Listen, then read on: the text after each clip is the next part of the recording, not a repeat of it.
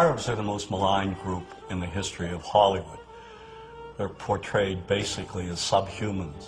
Untermenschen, a term used by Nazis to vilify gypsies and Jews.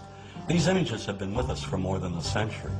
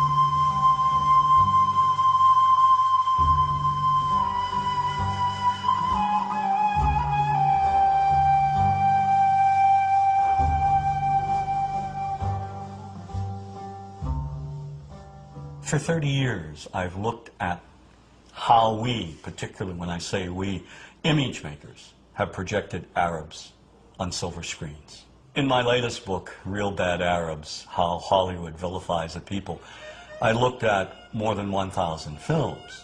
Films ranging from the earliest, most obscure days of Hollywood to today's biggest blockbuster.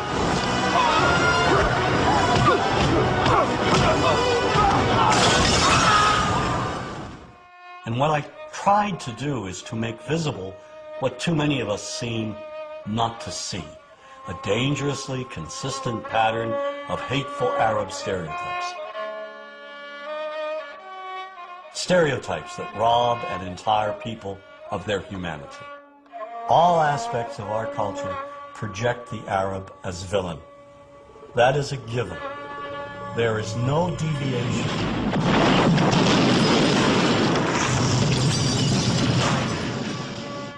We have taken a few structured images and repeated them over and over again. You are hostages of the Holy Freedom Party. Whether one lives in Paducah, Kentucky or Wood River, Illinois, we know basically the same thing.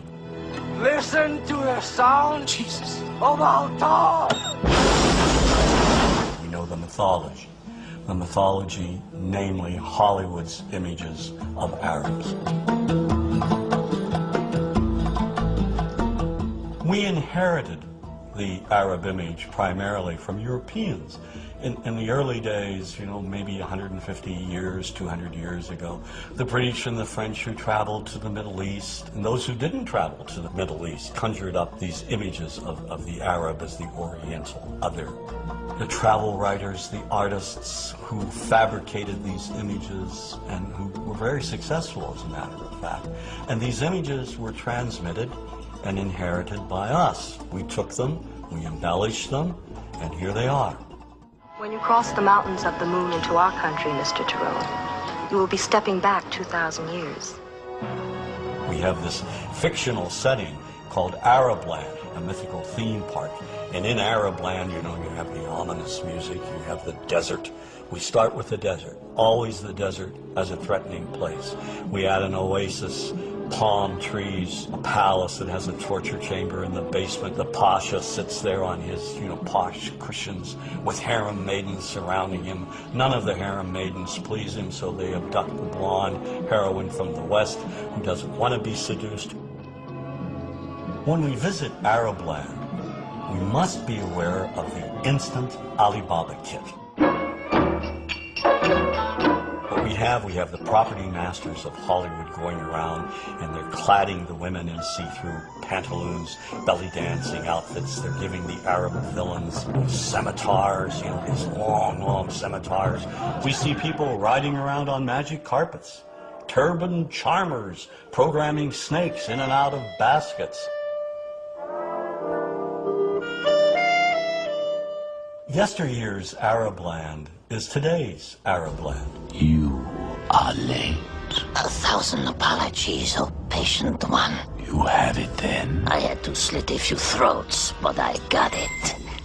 Disney's Aladdin was seen by millions of children worldwide. It was hailed as one of Disney's finest accomplishments. But the film recycled every old degrading stereotype from Hollywood's silent black and white past. Oh, I come from a land, from a faraway place, where the caravan camels roam, where they cut off your ear if they don't like your face. It's barbaric, but hey, it's home. Where they cut off your ear if they don't like your face. It's barbaric, but hey, it's home. Now, how could a producer with a modicum of intelligence, just a modicum of sensitivity, let a song such as that open the film? But this moves way beyond one song. You must be hungry. Here you go. You'd better be able to pay for that. Do you know what the penalty is for stealing? No, please. The Arab is one-dimensional caricature, cartoon cutouts used by filmmakers as stock villains and as comic relief. And so over and over we see Arabs in movies portrayed as buffoons, their only purpose being to deliver cheap laughs. You see this in the Joey Heatherton film, The Happy Hooker Goes to Washington. Every night I was forced to perform unspeakable acts with circumcised dogs. Well, dogs are better than sheep. They're cleaner, I know, I've tried both. And over again they're portrayed as inept. So, in a movie like True Lies, not only are the Arabs dangerous, they're also incompetent. We are all prepared to die. One turn of that key, 2 million of your people will die instantly. What key? That key! Who's taking the key? One actor who excels in his portrayal of Arabs as buffoons is Jamie Farr in Cannonball Run 2. I have a weakness for blondes and women without mustaches. All the stereotypes are here. Too rich and stupid to know the value of money. Get me 12 sweets. Better yet, the entire floor. And of course he's oversexed, lecherous, uncontrollably obsessed with the American woman. Here, my desert blossom. Give the change. Have you ever considered joining a harem? And so another pattern is the lecherous Arab. In Jewel of the Nile, Sheikh Omar tricks Kathleen Turner. How? He convinces her to come with him to Arab land. Then he imprisons her. You stay here and you write what I tell you to write. We see the same sort of ominous seduction and protocol. The entire plot revolves around an Arab emir's infatuation with the blonde, blue-eyed Goldie Hawn. In the Bond film, Never Say Never Again, Kim Basinger is abused by the most sleazy-looking Arabs imaginable. She's tied to a pole, stripped to her underwear, and auctioned off to primitive-looking Bedouins. And in Sahara, Brooke Shields is also kidnapped and presented to the lecherous Arab sheikh for his own perverted pleasure. Get away from me, you dirty pig! More than 300 movies, nearly 25% of all Hollywood movies that in one way or another demean Arabs contain gratuitous slurs, or they portray Arabs as being the butt of a cheap joke. We were going to the Mecca Sea, and the plane is full of Arabs with these animals. Goats, sheep, chickens. I mean, they don't go anywhere without their goddamn animals. We had to put plastic in the cabins. You know, they urinate, they defecate. You have films by Neil Simon, like Chapter 2. The beginning of the film, the protagonist arrives back from London, and his brother says, "How was London?" And he says, "Full of Arabs." How was London? Full of Arabs. Well, imagine if he had said, "Full of blacks, full of Jews, full of Hispanics." I mean, that's ridiculous. Why do we do these things? We gotta bite. One of the most offensive films with the gratuitous images, Father of the Bride 2. It features Steve Martin selling his house to a Mr. Habib. Justin, we like house very much. When you can move out. Excuse me? The Habibs would like to buy the house, George. It's exactly what they've been looking for. It's when you can move. We need house a week from Wednesday, and my wife wants flour dishes in kitchen. You sell, we pay top.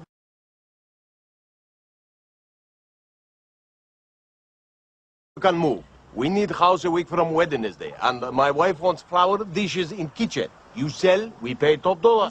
When Habib's submissive wife tries to speak, he shouts gibberish at her.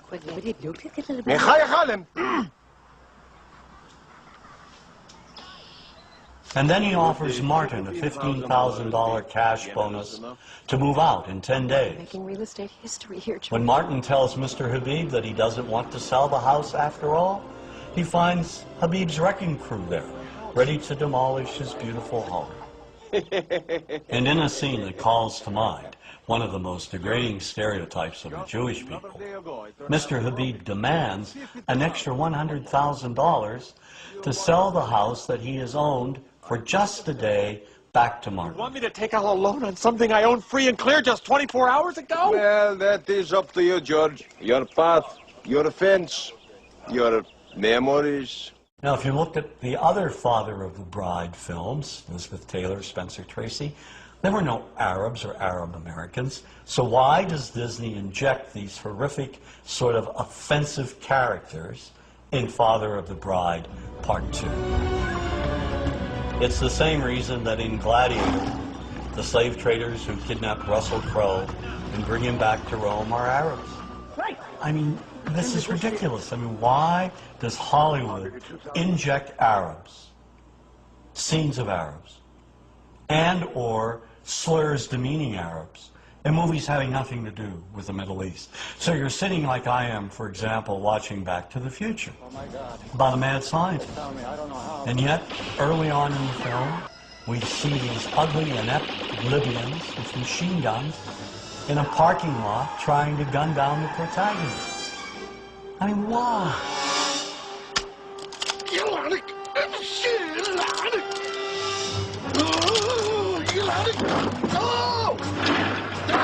This movie wasn't about the future. It was the same old stereotyping from the past. And the same goes for Hollywood's view of Arab women. The Arab woman today is bright, intelligent. She's someone who is exceeding in all professions. And yet this reality still is being denied us on silver screens. The highly sexualized belly dancer has been with us from the beginning of Hollywood's history, inspired by early images of the Orient as the place of exoticism, intrigue, and passion. But in recent years, this image has dramatically changed. The Arab woman is now projected as a bomber, a terrorist. Added to this image is what I call bundles in black. Veiled women in the background, in the shadows, submissive. It seems the more Arab women advance, the more Hollywood keeps them locked in the past.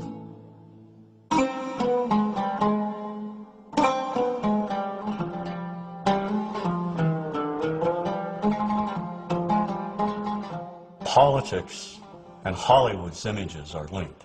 They reinforce one another. Policy enforces mythical images help enforce policy. Jack Valente, president of the Motion Picture Association of America, has said, quote, "Washington and Hollywood spring from the same DNA," end quote. The Arab image began to change immediately after World War II. There were three things that impacted the change. The Palestinian-Israeli conflict, in which the United States has unequivocally supported Israel. The Arab oil embargo in the 70s, which angered Americans when gas prices went through the ceiling. And the Iranian Revolution, which increased Arab-American tensions when Iranian students took American diplomats hostage for more than a year. These three pivotal events brought the Middle East into the living rooms of Americans, and together helped shape the way movies stereotyped Arabs and the Arab world. One of the primary changes, the image of the Sheikh. In movies such as Rollover, he's out to take over the world with his money, or he's up to no good trying to buy chunks of America. Mrs. Winters, I think I should tell you there are those in the family who do not think we should be making this offer at all. I assume if you could have found venture capital of this sort for a company like Winterchem in America, you would not be coming all the way to Arabia looking for it.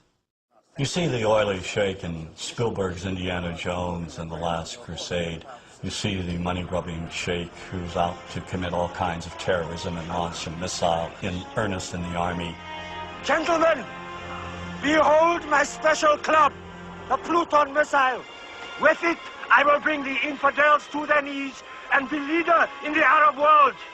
One of the myths in the 70s was that the Arabs are coming over, buying up chunks of America. And of course, this was reflected in the cinema. The Arabs have taken billions of dollars out of this country, and now they must put it back. One of my favorite movies of all time, racist though it may be, is Network, about commercial television. Ladies and gentlemen, let's hear it. How do you feel?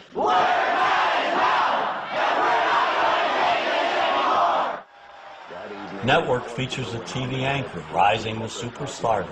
How? He unleashes wild rants against the system on the air. But he directs the angriest of all his rants at Arabs, who he says are buying up America. They're buying it for the Saudi Arabian Investment Corporation. They're buying it for the Arabs. The anchor, Howard Beale, calls on the American people to rise up and stop the Arab buyout of his TV network. Listen to me, goddammit. The Arabs are simply buying us. There's only one thing that can stop them. You. The rage of Americans in response became one of the most famous scenes in movie history. I want you to get up out of your chairs. I want you to get up right now and write a telegram to President Ford saying, I'm as mad as hell and I'm not going to take this anymore.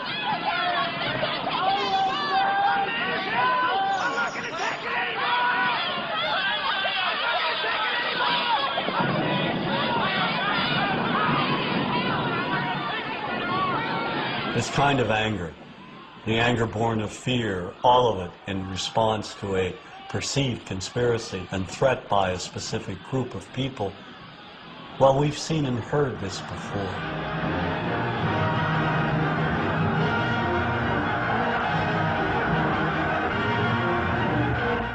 If we look at the anti-Semitic propaganda of the Nazis, at its core is an identical type of economic threat.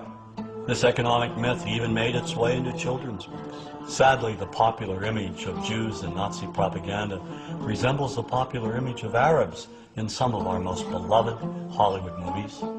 The only difference being that the Arab usually wears a robe and headdress.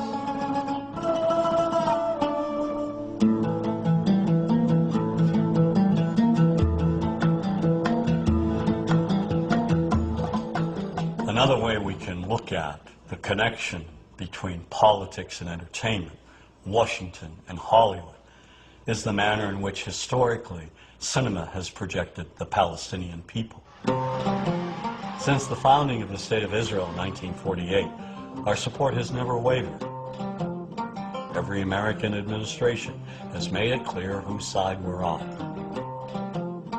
In contrast, Washington's policymakers have failed to support the millions of Palestinians who have been made refugees and who have lived lives of poverty and squalor as a result, while policies impact opinions. So equally unjust is how Hollywood has presented the conflict. Movies repeatedly depict Palestinians as terrorists, making it seem that all Palestinians are evil. Made in America, Colonel.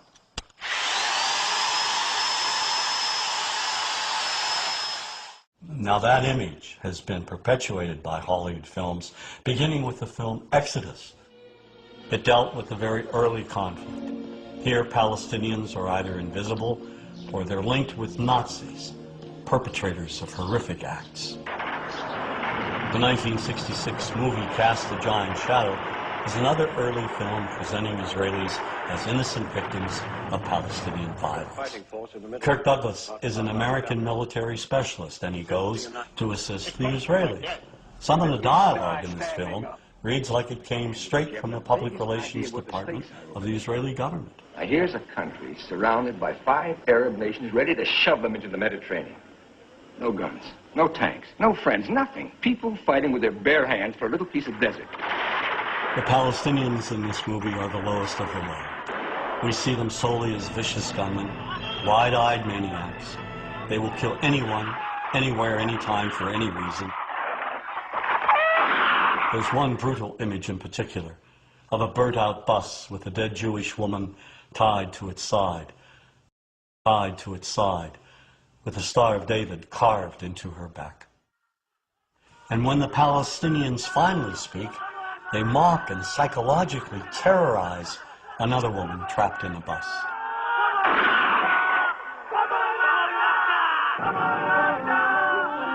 Well, if we jump forward a decade to the film Black Sunday, the Palestinian terrorist is now a woman. Striking where it hurts them most, where they feel most at home. She flies the Goodyear blimp into a Miami stadium and tries to wipe out 80,000 Americans at the Super Bowl. She cold-bloodedly eliminates anyone in her path.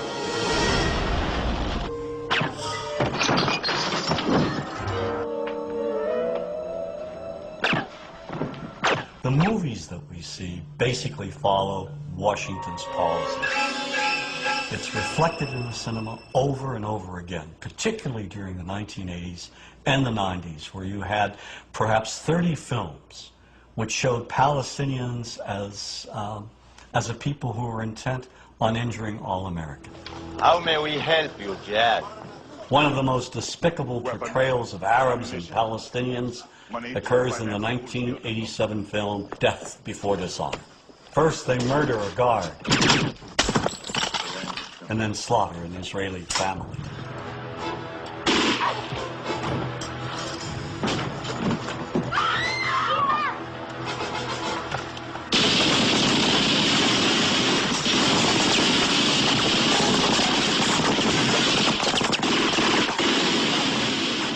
They kidnap and torture an American Marine, and in cold blood execute another.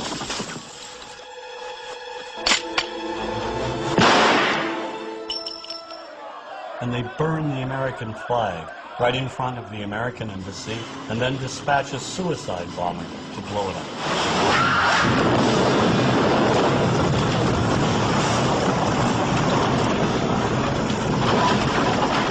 One reason we've not been allowed to empathize with any Palestinian on the silver screen is due to 2 Israeli producers, Menachem Golan and Yoram Globus. These 2 filmmakers created an American company called Canon, and they released, in a period of 20 years, at least 30 films which vilify all things Arab, particularly Palestinians. They even came out with a film called Hell Squad, showing Vegas showgirls trouncing Arabs in the middle of the desert.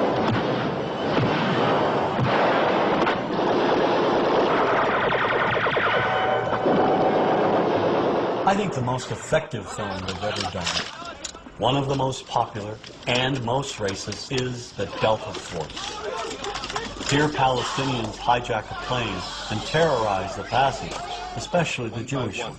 Pick out the passport with Jewish names. There is no form of communication more powerful than film in creating propaganda, and Golan and Globus took it to another level. Stop me! Stop this! Certainly American producers play a role in vilifying Palestinians. I mean, perhaps the most anti-Palestinian film is True Lies. This apparently is the same group which just detonated a nuclear bomb in the Florida Keys. Crimson Jihad will rain fire on one major U.S. city each week until our demands are met. This film is shown on television almost every week, over and over again. It is part of our visual heritage. Give me the key. Come on, child. don't want to die, do you? Give me the key, and you won't get hurt. I give you my word. No way, you wacko! And we never see Palestinians who suffer under occupation, Palestinians in refugee camps, Palestinians who are victimized, who are killed, innocent Palestinians. These images are denied us. Now, why are they denied? Is there an unwritten code in Hollywood saying we cannot and will not humanize Palestinians?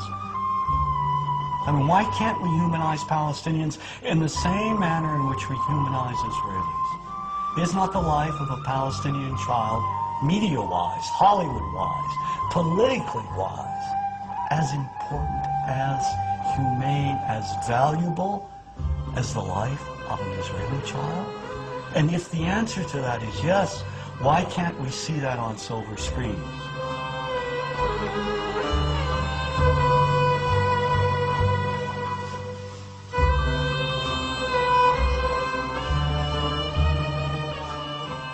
To solidify Washington's connection with Hollywood, simply look at the films produced in cooperation with the Department of Defense, showing our men and women in the armed forces killing Arabs at random. Like Iron Eagle, where a teenager goes over and bombs up an Arab country.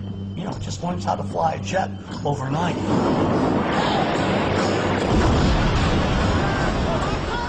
And then, of course, Navy SEALs with Charlie Sheen goes over to Lebanon and obliterates scores of Arabs. All right, Chief. Let's go tag him and bag him. Of all the Department of Defense films, the one that will stand the test of time as being the most racist is Rules of Engagement.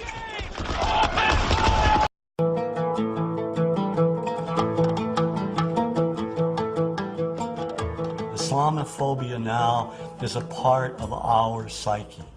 Words such as Arab and Muslim are perceived as threatening words. And if the words are threatening, what about the images that we see in the cinema and on our television screens? We are at war with Iraq. We went to war in March of 2003. But didn't our entrance to the war, wasn't that made a lot easier, primarily because for more than a century we had been vilifying all things Arab? And now, given what happened with 9/11, the tragic events that took place on that day, where 19 Arab Muslim terrorists were responsible for the deaths of nearly 3,000 people. Now, instead of saying that's the lunatic fringe, we say, no, no, no, no. The actions reflect the actions of 1.3 billion people. Now, that's dangerous. We don't say that the actions of Ku Klux Klan members, who are Christians, represent Christianity, do we? Look at Oklahoma City. Timothy McVeigh, a good Irish Catholic boy. Do we say all Irish Catholics are terrorists? No one knew McVeigh's religious beliefs, where he went to church, or his ethnic background. It was not part of the story. Yet, of course, had that been an American with Arab roots, or an American Muslim, it would have been a part of the story. Remember that when news of the bombing broke, reporters and politicians, nearly everybody, rushed to judgment without any proof whatsoever. A U.S. government source told CBS News that it has Middle East terrorism written all over it. The attack in Oklahoma City appears to have a familiar mark. This was done with the attempt to inflict as many casualties as possible.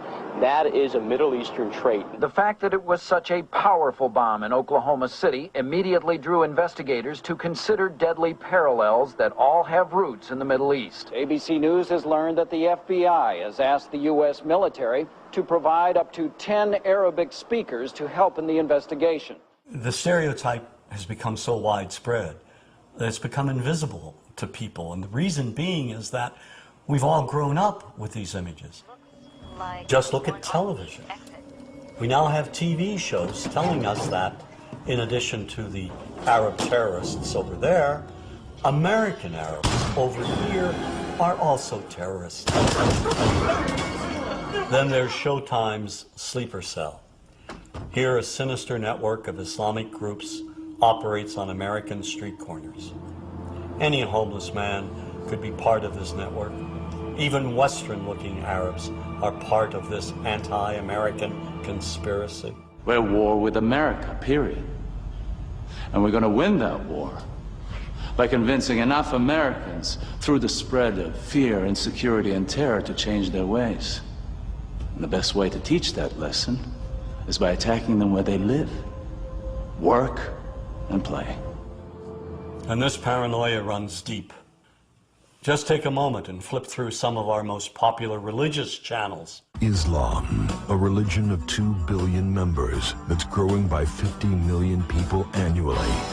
Nearly every major terrorist network in the world is led by Islamic fundamentalists. Islam is, as we have seen, a religion that teaches the violent subjugation of all non-Muslims. It promises paradise to terrorists and makes the vilest deed a thing of beauty in the eyes of Allah. So when innocent Arabs are killed, when they're bombed, maimed, wounded, when they're tortured in places like Abu Ghraib, is it really any surprise that we don't feel any compassion? Or worse, make light of it? This is no different than what happens at the Skull and Bones initiation, and we're going to ruin people's lives over it, and we're going to hamper our military effort. You ever heard of emotional release? You ever heard of need to blow some steam off?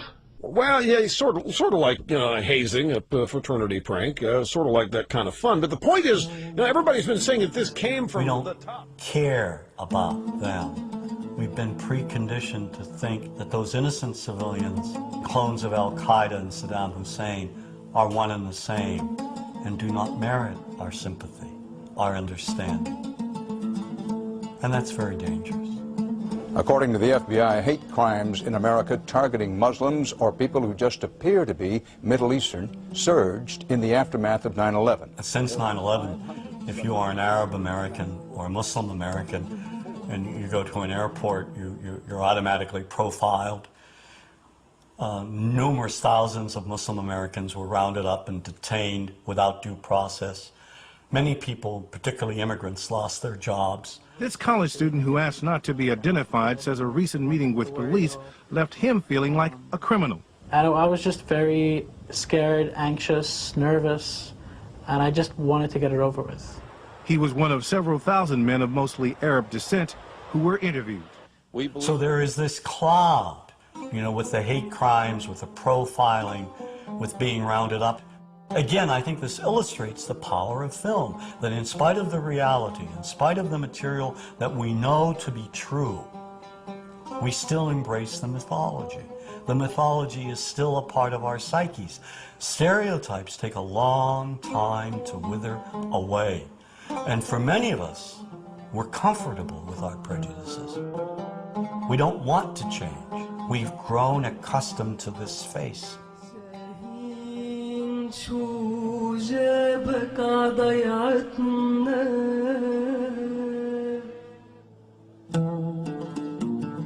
When we think of Arabs, what do we see? What images come to mind? Do we see actual people? People who, despite real cultural or geographical differences, do pretty much the same things that we do. When we think of Arab women, what images come to mind? Do we see women who laugh and play and who adore their children? Women who work in the home as well as outside? Would it come as a surprise to know that in many Arab countries, a majority of college students are actually women? What's our immediate image of Arab men? Do we see loving fathers? Men who want to provide for their families? What about Arab teenagers? Do we see them the way you would think about teenagers in other parts of the world? Then there's religion in the Arab world. Do we see it as all-encompassing, dominating everything else? Do we know that even though faith plays a huge role in the Arab world, just as it does here in the United States, that it's also true that much of the Arab world is quite secular? When we think of Arabs and religion, does Christianity come to mind? Do we remember that there are over 20 million Christians in the region who have lived side by side in harmony with Muslims for centuries. To their credit, some filmmakers have shown Arabs and American Arabs in all their complexities. An excellent way to shatter a stereotype is through laughter, through comedy. So we have comedians. Comedians have done this historically, black comedians, Jewish comedians. So we see Arab comedians doing this, and this is one way to release the tension. Things on a credit card, true story. Guy behind the counter picked up my credit card, sees the Olive card, looks at me all weird. He's like, hey, buddy, what kind of name is, that?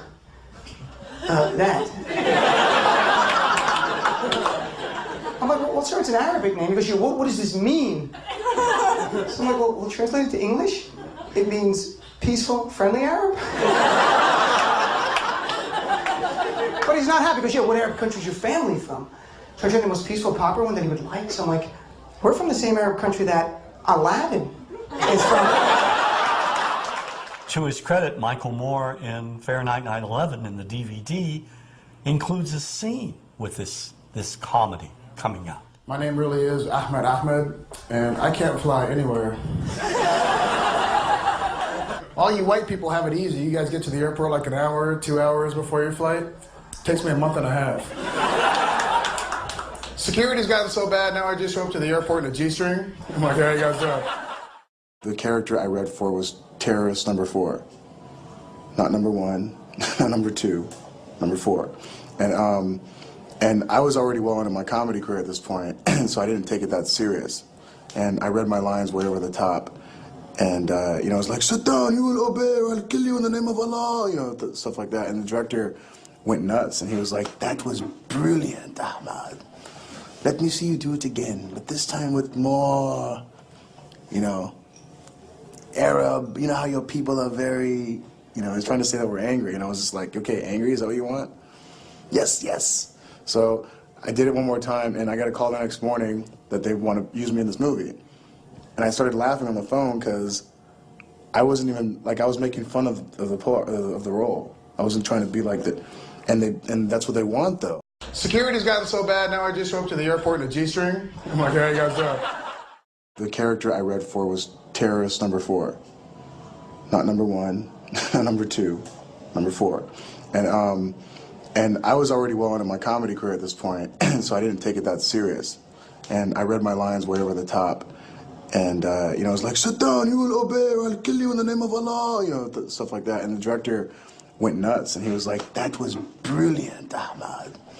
Let me see you do it again, but this time with more, Arab, how your people are very, he's trying to say that we're angry, and I was just like, okay, angry, is that what you want?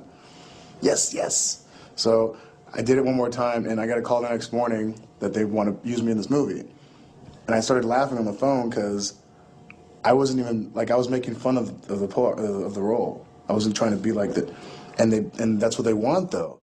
And once we begin to humanize Arabs and Muslims, to project them as we project other people, no better, no worse, then the stereotype gradually diminishes. In movies such as A Perfect Murder, we see an Arab-American detective befriend the heroine.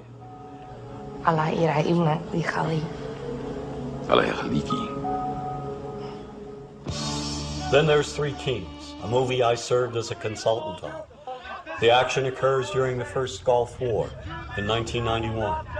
The film is notable for revealing the complexities of the Iraqi people, focusing on decent Iraqis that Saddam Hussein wants to kill. How's your little girl? She's safe for now. Outstanding, excellent. How can we help you? There's mutual respect in this film. And there's also Iraqis who are loyal to Saddam Hussein. It's not a sugar-coated film. It's a very realistic film. It's an outstanding film, in my opinion. Kingdom of Heaven, which focuses on the Crusades, was a tremendous hit overseas, not here in the United States. And when the film was shown in Beirut, particularly at the end, when Salah ad-Din takes over Jerusalem, there's peace between Muslim and Christian. He enters a church and there is an icon on the floor. Salah ad-Din sees the icon, respectfully picks it up and places it back on the altar. When audiences in Beirut saw that, they rose to their feet and applauded. We're talking about Muslims as well as Christians applauding the act of a Muslim who embraces religious tolerance. There is this need of Arab audiences to embrace American films that show them in a respectful, honest, fair manner. And with the release of George Clooney's Syriana, I have hope that Hollywood may be listening. The film has some unflattering yet honest depictions of Arabs, but it also presents an Arab prince as one of the film's few decent human beings. The British-educated prince wants to bring democracy to his country, and his ideals get him and his family murdered. I want to create a parliament. I want to give women the right to vote. I want an independent judiciary. I want to start a petroleum exchange in the Middle East. I'll put all of our energy up for competitive bidding. I'll run pipe through Iran to Europe like you proposed. I'll ship to China. Anything that achieves efficiency and maximizes profit. Profit which I will then use to rebuild my country. Great, that's exactly what you should do. Exactly. Except your president rings my father and says I've got unemployment in Texas, Kansas, Washington State. One phone call later, we're stealing out of our social programs in order to buy overpriced airplanes. Another example of this kind of humanity and respect is found in Hideous Kinky, a film about an Englishwoman played by Kate Winslet and her two daughters in Morocco. Winslet's relationship with her Moroccan lover is beautifully and lovingly displayed. And when she doesn't have the money to return home to England with her daughters, he makes hard sacrifices to make it happen. There's a tender and moving scene at the end. The Moroccan catches up with the train they're on to say goodbye, to wish them well. We see the warmth and love that exists between them.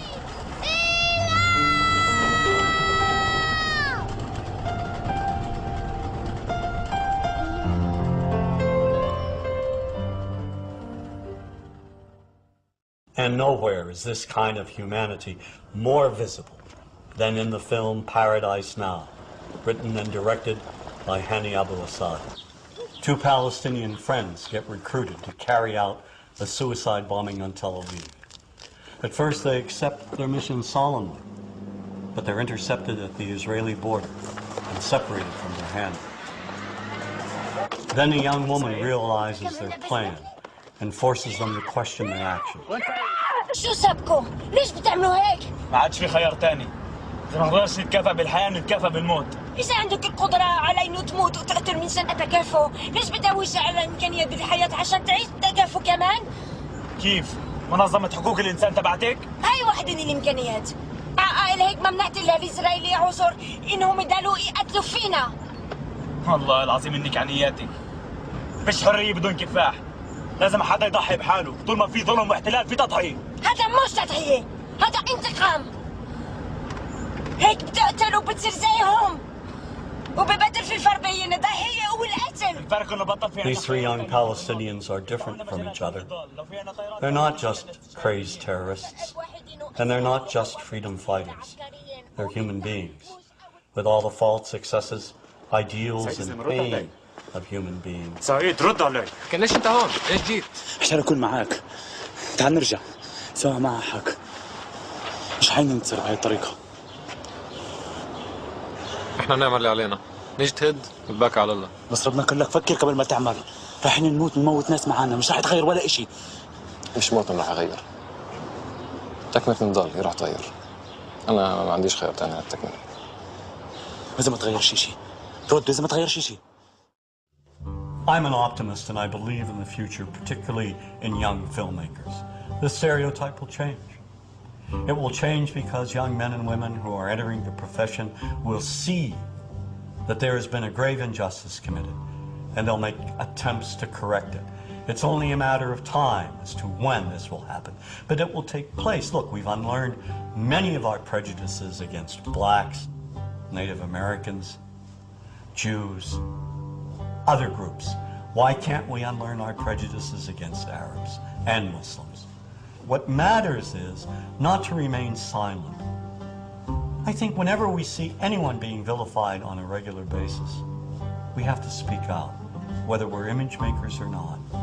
We have to take a stand and say this is morally and ethically wrong to demonize